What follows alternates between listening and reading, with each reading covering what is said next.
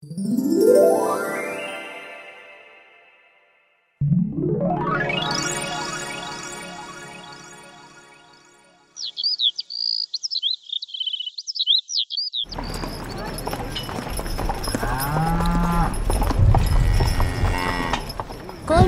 সূর্য জিল্লুর পিঠে চেপে বসে ও তারা আকাশে উড়াল দিল।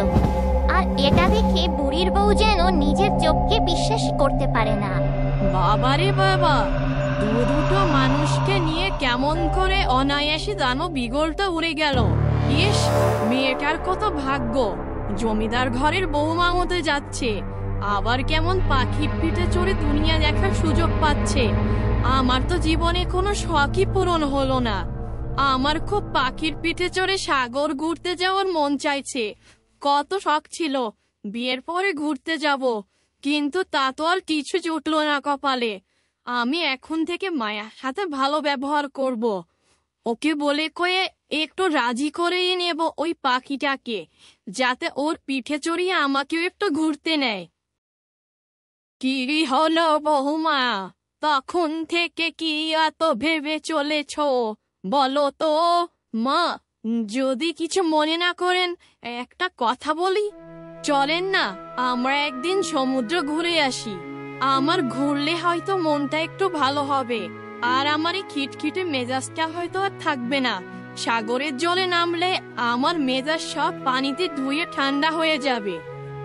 ও বাবা, কার মুখে কি শুনছি?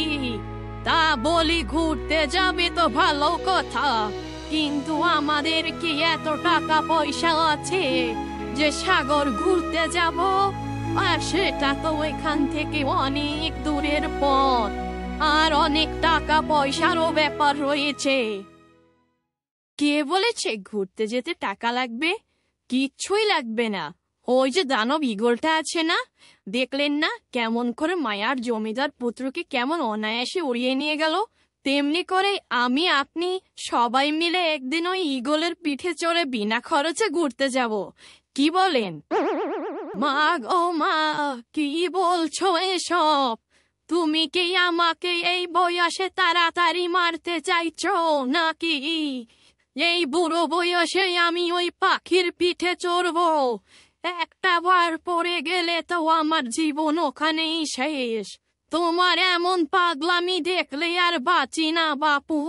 আমি ঘরে গেলাম, তুমি থাকো এখানে, বসে বসে স্বপ্ন দেখো পাখির পিঠে চড়া।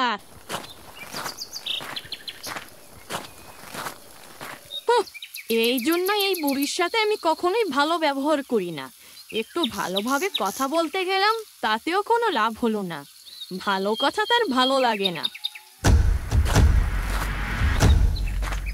এদিকে সূর্য আর কলমেলাতা জিল্লুর পিঠে চড়ে পৌঁছে যায় সেই সুন্দরপুর জঙ্গলে, যেখানে কলমেলাতা তার জীবনের বেশিরভাগ সময়ই কাটিয়েছিল। জিল্লু ভাইয়া, এখানেই নেমে পড়ো, আমরা আমাদের গন্তব্যে চলে এসেছি। আমি আশেপাশেই থাকবো। যখন তোমাদের আমার কি দরকার পড়বে আমাকে শুধু 3 বার জিল্লু বলে ডাক দিও। আমি তাহলে এবার যাচ্ছি। ঠিক আছে জিল্লু ভাইয়া, তাই হবে। কলমিলতা, এই যে দেখো, এই যে সেই জায়গা যেখানে তুমি বহু বছর কলমি গাছ হয়ে জীবন কাটিয়েছিলে। এই যে দেখো, এই যে ঠিক এই জায়গাটাতেই তুমি ছিলে। তোমার কিছু কি মনে পড়ছে কলমিলতা? সূর্যের কথা শুনে কলমেলাতা সেই জায়গাটার চারপাশ ভালো করে চোখ বুলাতে থাকে ও ধীরে ধীরে তার ঝাপসাভাবে কিছু ঘটনা চোখে ভাসে। হ্যাঁ, আমার চোখে কিছু ঘটনা ভাসছে ঝাপসাভাবে। আমি কিছু ঘটনা দেখতে পাচ্ছি, তবে কোনো কিছুই না পরিষ্কার নয়। আমি সবসময় এমন ঝাপসাভাবে অনেক কিছু দেখতে পাই যা স্পষ্ট নয়, তবে এই জায়গাটা আমাকে খুব টানছে। আমি অনুভব করতে পারছি এই জায়গাটাতে হয়তো সত্যি আমার অনেক আপন। আমি সবকিছু স্পষ্টভাবে মনে করতে চাই। আমি আমার আগের দিনগুলোকে ফিরে পেতে চাই। আপনি দয়া করে আমাকে সাহায্য করুন আমার পুরনো সব স্মৃতি ফিরে পেতে। হ্যাঁ কলমিলতা, অবশ্যই আমি তোমাকে সাহায্য করব, তবে তোমার এত উতলা হওয়ার কোনো দরকার নেই। তুমি ধীরে ধীরে সব মনে করার চেষ্টা করো। আর আঙ্গুলি তো গেছে তোমার স্মৃতি ফিরে আনার জন্য একটা ব্যবস্থা করতে। দেখবে একটা না একটা উপায় ঠিকই বের হয়ে যাবে। আচ্ছা, রাঙ্গুলি পাখি কি পারবে আমার স্মৃতি ফিরিয়ে দিতে? ও তো একটা ছোট্ট পাখি মাত্র, ও কি করে এসব করবে? না না কলমেলতা, রাঙ্গুলি আগেও এমন অনেক অসাধ্য সাধন করেছে ওর কবিরাজ বাবার থেকে সাহায্য নিয়ে। আজও এর ব্যতিক্রম হবে না। কবিরাজ বাবা অনেক ভালো মানুষ, সে কোনো না কোনো ভাবে একটা উপায় ঠিকই বের করে ফেলবে তোমার জন্য। আমার এটাই বিশ্বাস। হয়তো রাঙ্গুলি এতক্ষণে ওখানে পৌঁছেও গেছে। এদিকে সত্যি রাঙ্গুলি ততক্ষণে ওর কবিরাজ বাবার বাড়িতে পৌঁছে যায়। কি রে রাঙ্গুলি, তুই হঠাৎ এতদিন পরে? কোনো বিপদ হয়েছে নাকি?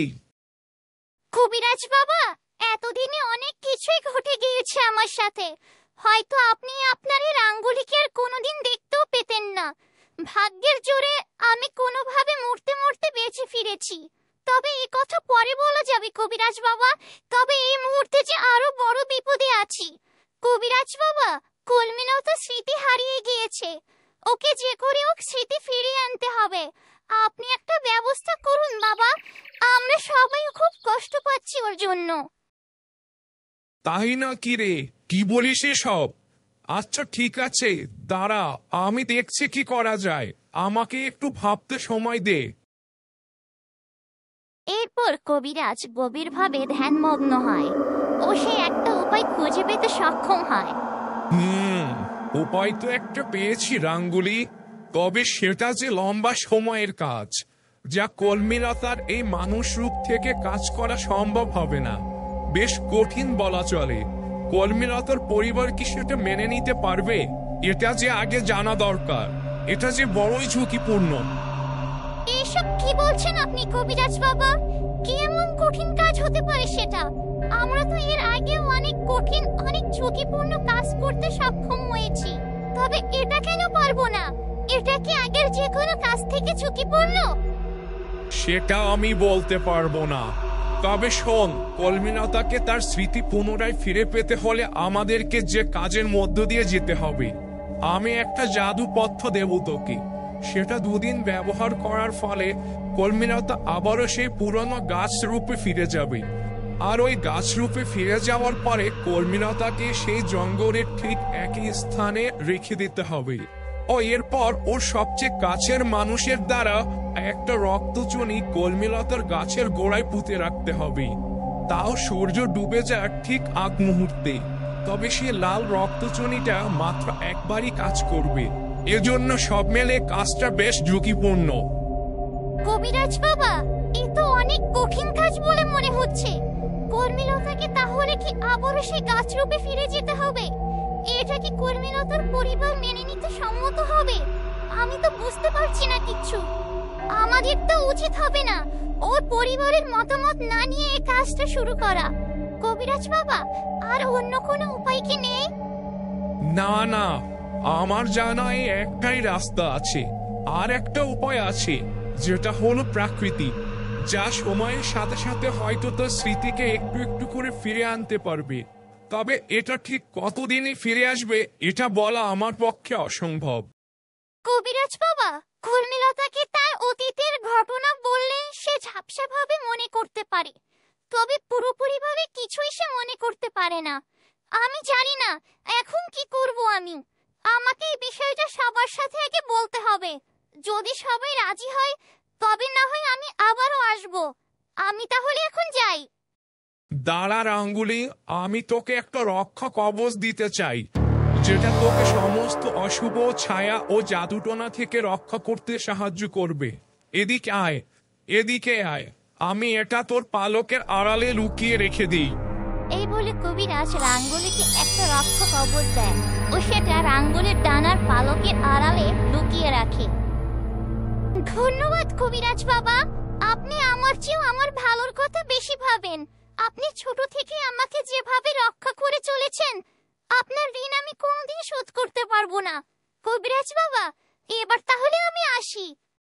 এই বলে রাঙ্গুলি সেখান থেকে উড়ে চলে যায় সুন্দরপুর জঙ্গলের উদ্দেশ্যে। আর এদিকে কর্মীলতা তখনও সেই বনটা ভালোভাবে ঘুরে ঘুরে দেখতে থাকে। আমার আজ এই জায়গাটায় এসে খুব ভালো লাগছে। আমার এখান থেকে যেন ফিরে যেতে মনে চাইছে না। এই জায়গাটা যেন আমার অনেক আপন, অনেক টান আমার এই জায়গাটাতে, অনেক কাছে, এমনটাই মনে হচ্ছে। আচ্ছা, আমরা কি আজ এখানে থেকে যেতে পারি না? না না কর্মীলতা, এসব তুমি কি বলছো? এই জায়গাটা মানুষের জন্য একদমই নিরাপদ নয়। যখন তুমি আগে এখানে ছিলে তখন তো তুমি মানুষও পেয়েছিলে না, একটা কলমি গাছ হয়ে এখানে বেঁচেছিলে, যে কারণে তোমার তেমন কোনো বিপদ হয়নি। তবে এখন আর সেটা ঠিক হবে না কর্মীলতা। আমার সাথে কিন্তু তোমার এই জঙ্গলে প্রথম দেখা হয়েছিল। আমাকে একটা বিষধর সাপ ছবল দিতে যাচ্ছিল, আর তখন তুমি সেটা দেখতে পেয়ে আমাকে সতর্ক করলে, আর এভাবেই তুমি আমাকে বিপদ থেকে রক্ষা করেছিলে। ওমা, তাই? কি বলছেন আপনি? আমি আপনাকে রক্ষা করেছিলাম? কিন্তু কিভাবে? আমার তো কিছুই মনে নেই। আপনি বলুন না আমাকে সব খুলে, আমার খুব শুনতে ইচ্ছা হচ্ছে। তুমি শুনবে কর্মীলতা? তবে শোনো, তুমি যখন আমাকে বিষধর সাপের হাত থেকে রক্ষা করলে, আমি এর বিনিময়ে তোমাকে প্রতিদান দিতে চেয়েছিলাম। আমি আমার বংশমর্যাদার পরিচয় দিচ্ছিলাম তোমাকে। আমি সব টাকা দিয়ে যেন মূল্য শোধ করতে চাইছিলাম, কিন্তু তুমি আমাকে এর জবাবে কি বলেছিলে জানো? কি বলেছিলাম আমি? বলুন তো, আমার তো এই গল্পগুলো শুনতে বেশ ভালোই লাগছে। তুমি আমাকে বলেছিলে আপনার মতো অহংকারী লোকের সাথে আমি দেখা দিতে চাই না। আমি নাকি অহংকারী, টাকা দিয়ে সব ঋণ শোধ করতে চাই। তুমি আমার সাথে বন্ধুত্ব করতে রাজি হচ্ছিলে না। হ্যাঁ, ঠিকই তো বলেছিলাম। সত্যি আপনার সাথে পরিচয় পর্বটি ভীষণ মজার ছিল বলা যায়। আমার তো খুব ভালো লাগছে শুনতে। মনে হচ্ছে যেন কোনো এক রূপকথার গল্প শুনছি। তারপর কি হলো বলুন না? আমি কিভাবে তারপর আপনার সাথে বন্ধুত্ব করতে রাজি হলাম? হ্যাঁ, তারপর আমি তোমার কাছে প্রমাণ দিতে একটা চ্যালেঞ্জ গ্রহণ করলাম। আমি তোমার বিশ্বাস অর্জন করতে উঠে পড়ে লাগলাম। এরপর তুমি ধীরে ধীরে আমাকে তোমার বন্ধুর স্বীকৃতি দিলে। যা কঠিন ছিল তোমাকে রাজি করানো, বাবা, আমার এখনো মনে পড়লে যেন গায়ে ঘাম ছুটে যায়। হ্যাঁ, তা তো একটু কষ্ট করতেই হবে। এত সহজে করে বিশ্বাস অর্জন করা যাবে কেন? একটু বাজিয়ে তো দেখতেই হতো, তাই না? কর্মীলতা, তুমি কিন্তু আমার সাথে মজা করতে শুরু করেছো। এভাবেই সূর্যর কর্মীলতা তাদের অতীতের ঘটনাগুলো বলতে থাকে। কর্মীলতা যেন সূর্যের মুখ থেকে পুরোনো দিনের গল্প শুনতে শুনতে বিভোর হয়ে যায় ও মাঝে মধ্যেই খিলখিল করে হেসে ওঠে। আর সূর্য সেই হাসির প্রেমে পড়তে আজও ভুলে যায় না। এভাবেই ওদের কথোপকথন চলতেই থাকে। আর এদিকে কখন যেন সূর্যটাও পশ্চিমে অস্তমিত হতে শুরু করে। বন্ধুরা, সূর্য কি পারবে কর্মীলতাকে তার স্মৃতি ফিরিয়ে দিতে, নাকি আবারও ওদের এক কঠিন অভিযানের মধ্য দিয়ে যেতে হবে? কি হতে চলেছে আগামী পর্বে তা দেখতে হলে চোখ রাখো গল্পঝুলিতে। আর আজকের পর্বটি তোমাদের কাছে কেমন লাগলো? যদি আজকের পর্বটি ভালো লেগে থাকে তবে অবশ্যই বেশি বেশি লাইক, কমেন্ট ও সাবস্ক্রাইব করে গল্পঝুলির সাথেই থাকো ও পরবর্তী পর্বটি দেখার জন্য অপেক্ষা করো।